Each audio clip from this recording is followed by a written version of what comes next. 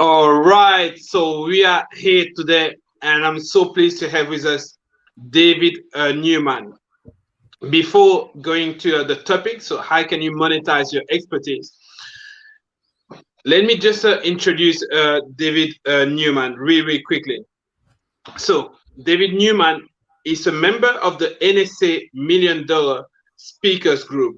He's also the author of an amazing marketing book, Do It Marketing and Do It Speaking. He also have a really successful podcast. Now, there's so much to say about David Newman, but hopefully we are going to learn a little more about him and his skill of his expertise. So, David, how are you today? Evan, I am great and super to be here with you. This will be fun. By the way, also for David, it's actually 7 a.m. in the morning. So, David, thank you very much. Of course. Well, this is you also need to know this is my very, very first LinkedIn Live ever.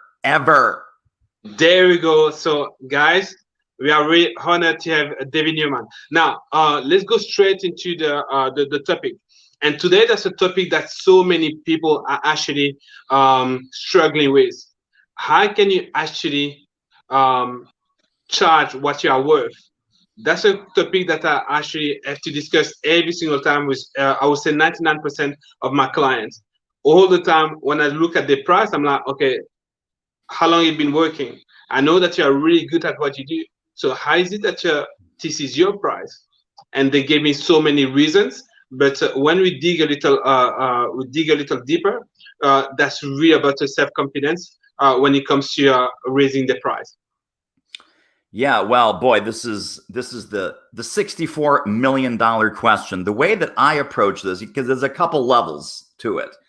The first level, the first thing that's worth discussing is self-worth versus self-esteem. Now, these are two sides of the same coin.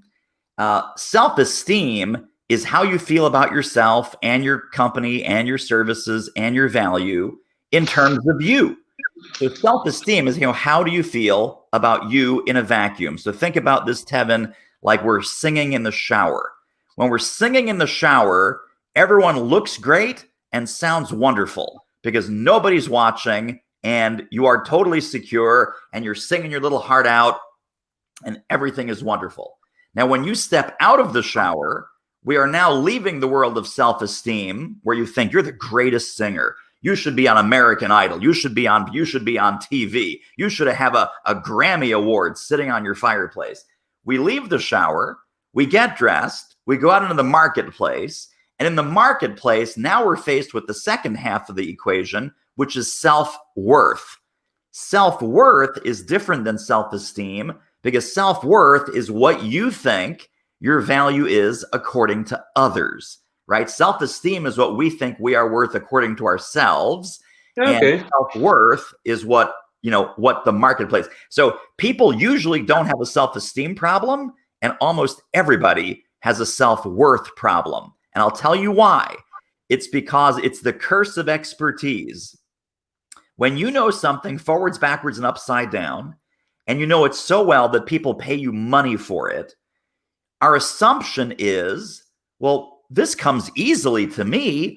I know this material forwards, backwards, and upside down. Everybody must know this. Everybody must know what I know. So psychologically, we automatically commoditize our own expertise. So one little value bomb that I want to share with people is you will always make the most money and you will always have the most impact doing things that come easily to you but that are difficult for others. Now, the fact that it comes easily to us, you should never discount the fact that this is very difficult for other people to do or to do as well as you do. That's why you're the expert. That's why you're the specialist. That's why you've been doing this for the years or the decades that you've been doing it. And of course, it comes easily to you. And the last point on this, Tevin, one soundbite that I think will help a lot of people: a master at work is a master at play. I'm going to repeat that. It is so profound. And I found it to be true hundreds and hundreds of times with almost all the clients that I work with. A master at work is a master at play, meaning that you're just having fun. You're doing this work. You're doing this because, you're amazed. You wake up every day and you're amazed that people actually pay you for this because you're having so much fun. I really love that. I'm actually myself taking some notes, and I would say to anyone here, take notes. Okay, I invite a lot of guests, and all my guests, I would say, are really, really good at what they do. But on that specific topic, guys, please take note. The difference between self-esteem and self-worth, and that's wow. Things are the difference is so important, and you put it in so simple words. That's something I really try to explain to my client when I'm telling them, do you know what? You can actually charge more, and as long as you know that you can deliver, actually people will be okay to pay that money. But I like the way you explain that with the self-esteem and self-worth. So I would definitely use that with my own clients. Now, this is one thing to understand the difference between self-esteem and self-worth. Now, when you with your own clients, how do you have them to not only understand but to integrate and to to live that new knowledge or that new reality for them? Well, so that I guess that's the consultant's dilemma, isn't it? It's like, okay, I'm giving you, but let's talk about this because I think this is important. This is where a lot of coaching and consulting goes off the rails. So we know what to tell our clients. We believe in what we're telling our clients. We're giving our clients our very best advice, insights, recommendations, and so forth. The question is, okay, how do we get them to internalize that? How do we get them to integrate that? How do we get them to believe on that and to act on that? And I found a couple of different strategies. Number one, I think it's simply repetition, that you just got to keep on hammering this home for yourself, because I'm not going to be there with you. Tevin's not going to be there with you. So if you're watching this, please just repeat to yourself what we just talked about with self-esteem and self-worth and what comes easily to you and difficult for others. And the master at work is always the master at play. Please, integrate that, repeat that, write them down in your journal, meditate on those, make them your personal affirmations when you get up in the morning, give gratitude that you have these amazing gifts of expertise and knowledge that you share with your clients, etc. So number one is repetition. Number two, the way that I try and teach these and convey these to my clients and audiences is with analogies and metaphors and examples, and just seeing case after case after case where, they're like, no, I must be the only person with this problem. I must be the only person with this self-limiting belief.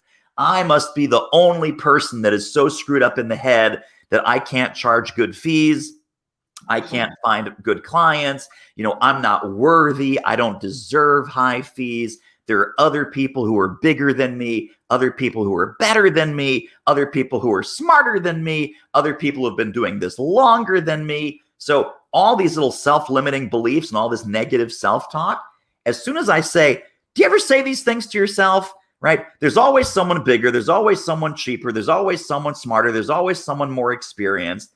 So we give this a label, right? This is the imposter syndrome, that you're not good enough, you're not smart enough, and so forth. So the way that we get clients to adopt our philosophies and to implement the new behaviors is with metaphors, examples, conveying the idea that they're not alone, that this problem is not unique to them, no matter how unique they think their situation or their company or their business is, and that others have had success implementing what we teach.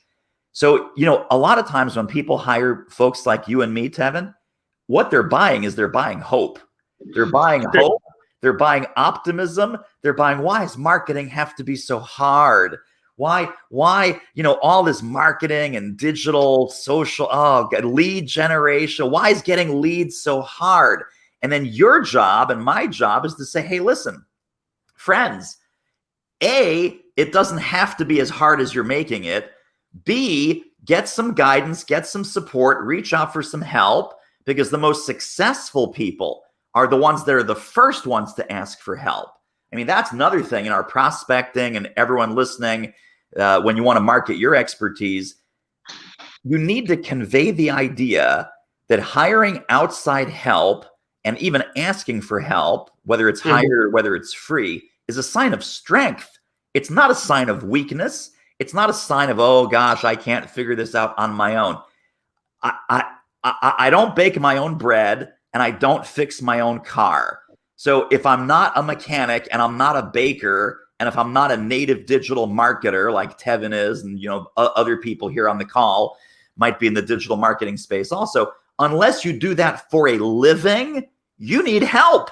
Just like you shouldn't be fixing your own car, you shouldn't be baking your own bread. So I think that's another thing that we have to realize, is that we are specialists, and we're the brain surgeons of the operation. And I think when people say, oh, I'm not a brain surgeon, oh, what I do isn't that hard, to your clients, it is brain surgery. And to your clients, it is that hard. So that's how I get some of these ideas across. No, that's nice. Actually, there was a few comments. I was going to show some of them.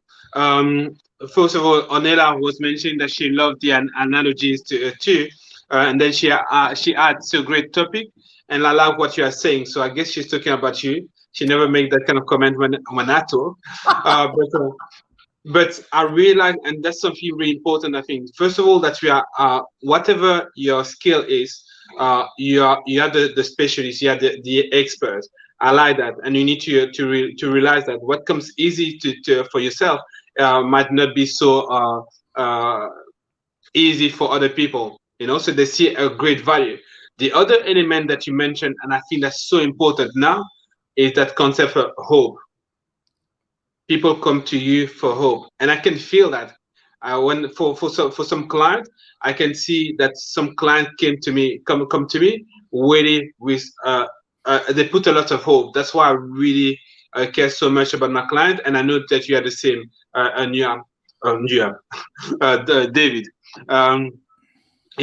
They come for hope, and we notice that, David, myself, and other people in that call maybe. But if you don't, that's so important to remember, and that's element that the hope is really, I think, important. So absolutely. I had here. There is like a comment also here. We touched a little on it, but we don't want to exclude people because of a price. Well, let's talk about that, because I think I disagree with that one. Right. So here's what I think about pricing, and I want to acknowledge this commenter for having a spirit of generosity and a spirit of giving and wanting to help as many people as possible. So that's number one. Congratulations. Totally want to acknowledge you for that. But here's the big but. Be careful. Exactly. We don't want to exclude people because of our prices. If you think about that, you kind of break that down and how that works as an entrepreneur, as a business owner, as a consultant, we sort of do. And we don't want to exclude them in a mean way. And I want to come back to this in ways you can help people for free, because not everyone can afford our prices. But think of the sales process, including your pricing, not about a convincing and persuading exercise, because it's not. It's really not about convincing and persuading. The moment you reframe marketing and sales, and marketing messaging, LinkedIn messaging, LinkedIn prospecting, what you put in your emails, what you do in your direct marketing, reframe all of that, not as convincing and persuading, but as filtering and sorting. Filtering and sorting who are my prospects and who are not. Who are going to be my future clients and who are not. Now, what do you do with the who are not, which is really the basis of this comment? I'm a huge believer, and Tevin does this, and our friend Jeffrey Gitomer does this, and our friend Ken Walls does this. A lot of smart marketers do this. It's what I call happy meal marketing. So when clients buy from you, they get a beautiful 7-course meal, right? This is another metaphor, another analogy. They get a beautiful 7-course meal, white tablecloth, 3 different kinds of wine glasses, 5 different kinds of forks, beautiful gourmet restaurant experience. But even people who experience your marketing should be better off. They should gain something. They should learn something. They should be able to implement something. They should get genuine, tangible value just from experiencing your marketing, even if they never buy anything. So just by watching Tevin's LinkedIn Lives, you are better off. You are smarter. You have gotten value. When you get an email from Tevin, that value-rich email, those ideas, those strategies, those tips, incredibly valuable. When you're on a webinar with Tevin or with me or with Ken or with Gittimer or with any of our friends, right? When you're on a webinar, you don't have to buy anything because the webinar is free and the webinar is still of good service to you. That's what I mean by happy meal marketing. So I would never lower my fees or lower my price just because some people can't afford it, right? Some people can't afford a Ferrari. Some people can't afford a Lexus. Some people can't afford a Toyota. Some people can't afford a bicycle. So you can play this how low can you go game until infinity, and you'll still never be able to help all the people that need your help. The way that I don't lose sleep over that, and the way that I try and magnify my impact in the world, is I do happy meal marketing, including this interview with Tevin, where he's doing happy meal marketing, and he invited me into the lunchbox. Right? This is what we do. So we are of great value to clients, whether they pay us money or not. When it comes time to pay money, then we do the filtering and sorting exercise. We're not in the convincing and persuading business. I really love that. And actually, I would say, I hope that you guys are taking notes, because there's an element here that is so important. Is not because it's not because you got high fees that it means that actually you cannot really help other people, but it's really important to know, okay, what is your value, and not to go underneath that. And actually, if you think about that, some business owners are really excellent in what they do, and they really know their craft, and they get out of business. So think a little about it. Who can better help and have a bigger impact? The one that is successful in business with a price that match the value that he offers, and because of that situation, that actually can help even more people, and even he can even in his spare time actually do some kind of a work that that is not really paid, but that's not considered for him as his paid time. Or the person who's really trying to help everyone to the point there where the business is struggling and who goes out of business. Right. Totally agree. Totally agree. So I would say that. Sorry, I would say that. So your responsibility as a service provider is actually to have a business as successful as possible, so you can help and have an impact on as many people as possible. Amen. Couldn't agree more. I had here another comment that's a little on the same level. It's from Sylvia. I know I could ask more, but I don't like to speak about money. I think that you get the answer, but maybe do you want to complete on that, to add something? Sure. Well, so I think this is a little mini problem in and of itself, right? Is I don't like to speak about money, which is another self-limiting belief. And this is reinforced by society. It's reinforced by our parents and teachers and the culture. Money is dirty. Don't talk about money. Don't talk about how much money you make. Don't talk about what mommy makes or what daddy makes as far as salary. That's private. That's personal. That's nobody's business. So now here we are in the marketplace as entrepreneurs. The way that we survive as entrepreneurs is that we add value. We monetize that expertise, and we quote fees, and we ask for fees to help people with the services and the products and the programs that we offer. So we're now in the business of talking about money. Here we are as entrepreneurs. Every entrepreneur is in the business of talking about money if they want to get paid. But what Sylvia says, totally spot on, a lot of people have never gotten comfortable talking about money. In fact, they're very uncomfortable talking about money. And here's what this looks like. You have a great conversation with a prospect. Everything is going great. Oh, Tevin, I definitely want to work with you. Oh, Tevin, no, this is, well, we need this. Whoo, boy. Oh, my goodness. Absolutely. Yes, yes, yes, yes, yes. You know, hang up the phone, hang up the Zoom call, whatever. And I'm just using Tevin as an example. He doesn't do this, but let's say that he did. He says, okay, well, I didn't talk about price. I didn't talk about fees. I didn't talk about my small, medium, large, or supersized package. Boy, I really want this person as a client. I guess I'll send a proposal. And in the proposal, on the last page, I'm going to say $17,000, $54,000, $97,000. These are our three packages. And I type up the proposal. I get in the email. I go, okay, hit the send button. And then here's what I do. I hide under my desk and I'm like, okay, I sent the proposal. I'm just waiting for the explosion on the other side. So I always tell people you need to have the money conversation early. And even if you're in a business where everything is custom, there's no packages, you say, listen, I have good news and I have bad news. The good news is you don't have a $100,000 problem. The bad news is you also don't have a $2,000 problem.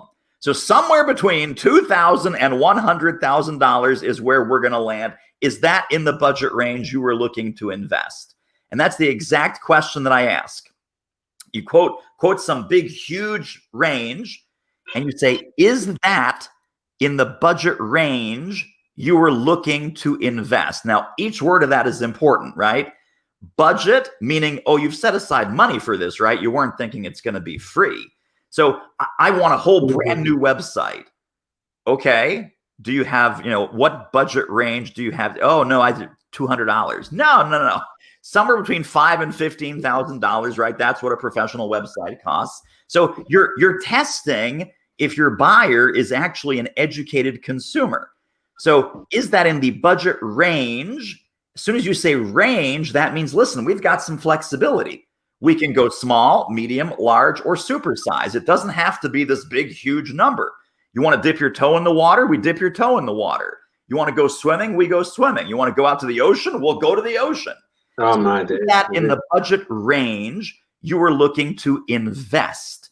The word invest is important. I don't use the word cost. I don't use the word price. I don't use the word fee. Right? Because cost, price, and fee, that gets blown out the window. An investment, you put in 1x, you get out 3x. An investment, you put in 1x, you get out 5x. Working with Tevin, working with me, working with a lot of smart people is an investment. It is you put in 1x, you get out 5x. I want to make it clear from the get-go, you are making an investment. You are not spending a fee. People don't want to spend a fee. They want to make an investment. Thank you. I really like that. That's a topic so important and so challenging for so many people. So here, one question I have for you too is, what formula do you use to set price for your services? I have to admit that I struggle a bit for that one. Well, so there's textbooks written on this one, but I'm going to dive in anyway. I am undaunted. I am not fearful of tackling a question upon which there are many textbooks written about the magic of pricing. I'm a huge believer in value-based pricing. So value-based fees, the guy that wrote the book on this, his name is Alan Weiss. There's a book out there. You can get it on Amazon. It's called Value-Based Fees. And it's for every consultant, every service provider, every agency. Value-based fees, in a nutshell, is about you charge what you feel the program is worth to the client. Now, how do you know what the program is worth to the client? you need to ask some discovery questions in the sales process. These questions sound like, well, what do you suppose fixing this problem, what do you suppose this problem is costing you? Can you put a number on it? That is my go-to sales question par excellence. Can you put a number on it? Someone says, well, yeah, we're not getting enough leads off our website. Can you put a number on it? Well, yeah, that's, we used to get like 30 or 40. Okay, so 30 or 40, got it. That's a number. What's your average sale of a customer who comes from the website? Well, they usually spend about $1,500. Okay, so now 30 times $1,500. So you would get about $45,000 worth of leads coming to the website. Yeah. And about how many of those would convert? Well, but not enough. Can you put a number on it? Well, 10%. 10% of 45,000 is 4,500, right? What would you like it to be? I'd like it to be more. How much more? A lot more. Can you put a number on it? Yes, but you got to keep digging like this, right? We'd like it to be 20%. So 20% of 45,000 is 9,000. So what I would say at this point, if Tevin was a prospect, I would say, so Tevin, it sounds to me like the lead generation problem on the website is you're getting $4,500 worth of business. You'd like to get $9,000 worth of business. So essentially, you're losing $4,500 a week off this website. That it should be $9K, but it's only $4,500. So and here's what I say, here's the magic phrase. Between last week and this week and next week, that is $13,000 that you've lost, right? So whatever it is, if I get a weekly number, if I get a monthly number, I'll say between last month, this month, and next month, because you're not making $10,000 a month as a consultant, this is in my world, right? I work with consultants and so forth. Between last month and this month and next month, if your goal is $10,000 a month in consulting work, you've lost $30,000. So this is the problem that we're setting out to fix. And this is the language that you actually say to your prospect. This is the problem that we are setting out to fix, is that you have a $30,000 problem. In the case of the website redesign, pardon me, for lead generation, you say, hey, between last week and this week and next week, 3 times 4,500, you've already lost $13,500 of business. Then I ask these next two questions. How much longer are you willing to lose X dollars? Question number 1. It's partner question, the pair. How soon would you like to fix this problem? So I'm showing them they've got a bucket. I'm showing them they have a leaky bucket, that they are losing money, they are losing employees, they are losing opportunities, they are losing time, they're losing productivity, whatever it is that we're solving for them. And I ask them these two questions, right? How much longer are you willing to put up with problem? And how soon would you like to fix problem?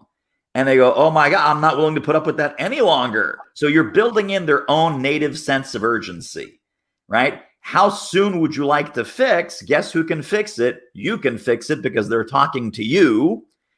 And so now when you get to the end, what are the common objections? Time, money, priority. It's like you said this was your number one priority. You said you're not willing to put up with this problem for 1 second longer. And you said that you need this fixed yesterday. So what would you like us, where would you like us to go from here? These are my closing questions, by the way. Very tricky, right? They're not tricky at all. Where would you like us to go from here? When would you like to get started? What do you see as our next step? Well, I want to hire you. Okay, great. Would you like to hear how the finances work? That's how I pivot into the money question. Would you like to hear how the finances work?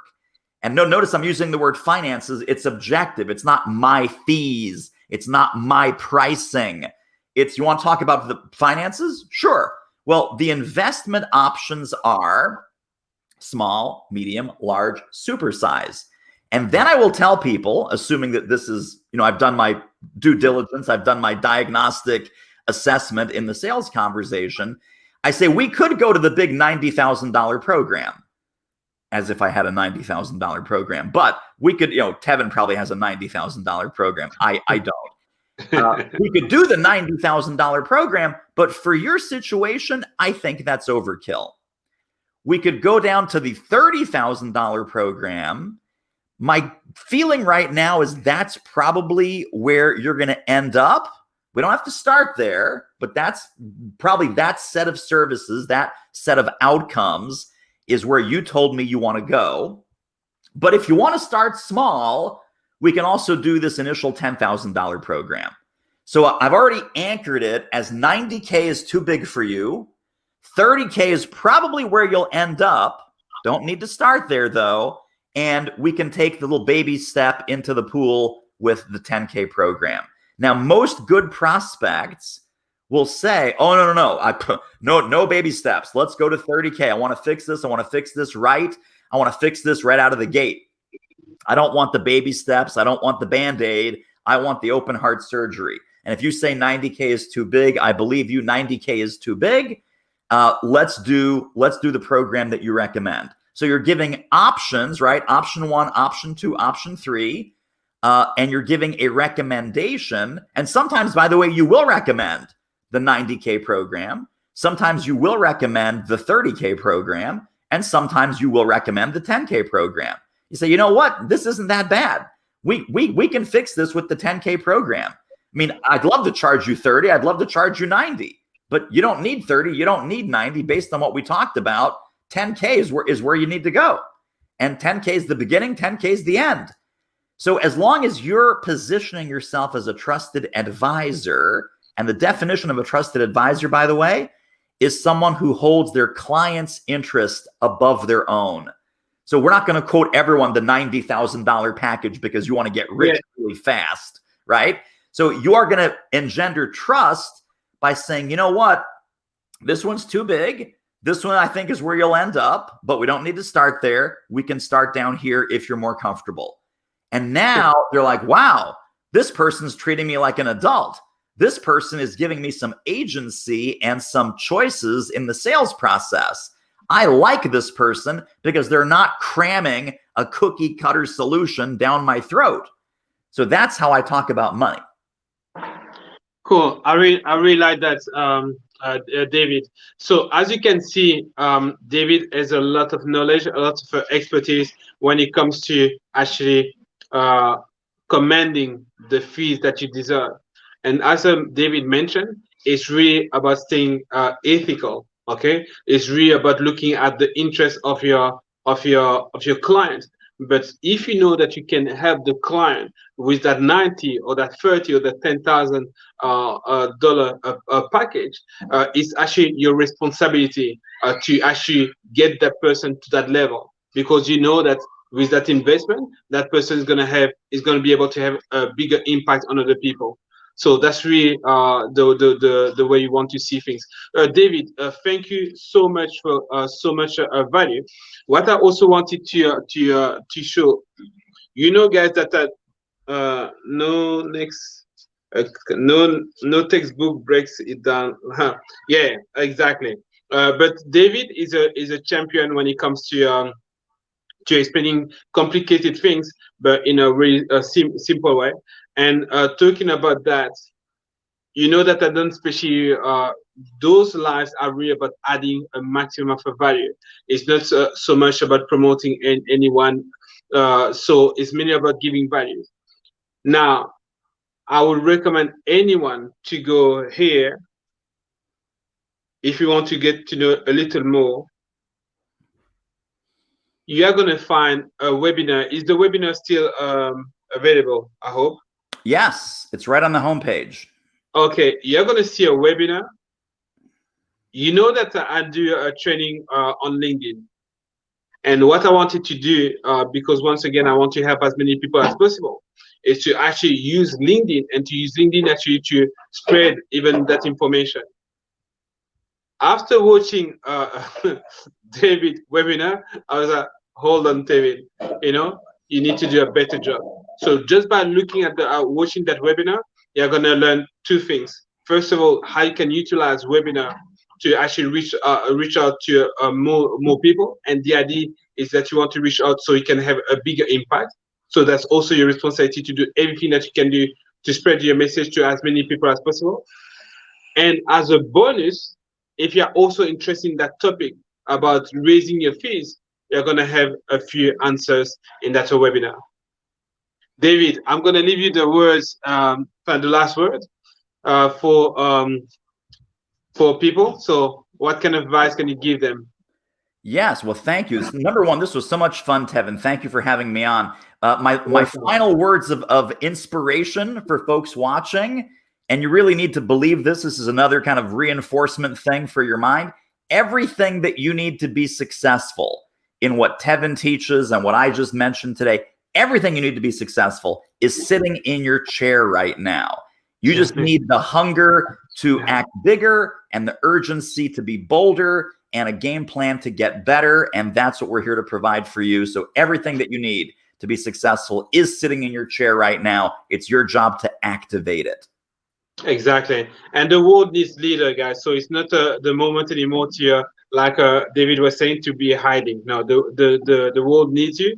So be brave and make sure that you command the real fee so you can help even more people. David, for people to connect with you, there's a LinkedIn. Is LinkedIn a good place to connect with you? Yeah, LinkedIn is great. Or obviously on the website, we've got all kinds of downloads and the podcast, and people can email me, and I'm happy to connect with anyone on LinkedIn. Just mention that we met through Tevin's show, and then I'll know that where you came from, and I'll happily accept, and anything I can do to help, please just let me know. Perfect. You also have two books from David. Do It Marketing and Do It Speaking. They are available on Amazon.